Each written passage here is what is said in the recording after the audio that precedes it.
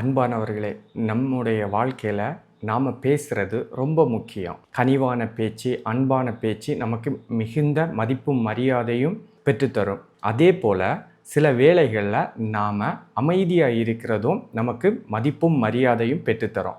எந்த இடங்களில் நாம் பேசாமல் அமைதியாக இருந்தால் நல்லது அப்படிங்கிறத பற்றி நான் உங்களுக்கு சொல்கிறேன். அதாவது 3 இடங்களில் நிச்சயமாக நாம் மௌனமாக இருக்கணும். முதலாவதாக, அளவுக்கு அதிகமான கோபம் வரும்போது நாம் மௌனமாக இருக்கிறது ரொம்ப நல்லது.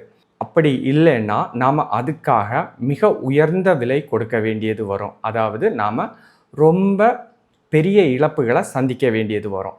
2வது, எந்த சபையில் நம்ம பேச்சு நிராகரிக்கப்படுதோ அந்த இடத்துல நிச்சயமாக நாம் மௌனமாக இருக்கணும். நாம் திரும்ப திரும்ப பேசணுன்னா நம்ம சுயமரியாதையை நாம் இழக்க வேண்டியது வரும். 3வதாக, நாம் ஏதோ ஒரு விஷயத்தை நாம் தெளிவாக கவனிக்கணும் அப்படிங்கிறத முடிவு பண்ணோன்னா நாம் அந்த இடத்துல பேசுகிறத நிறுத்திட்டு கவனிக்கணும். ஏன்னா பேசினா நம்மளால் கரெக்டாக கவனிக்க முடியாது. அமைதியாக கவனித்தா நம்மளால் தெளிவாக நுட்பமாக கவனிக்க முடியும். இந்த 3 விஷயத்துலையும் நாம் மௌனமாக இருந்தாலே நம்மளால் பல அவமானங்களையும் பல பிரச்சனைகளையும் சமாளிக்க முடியும்.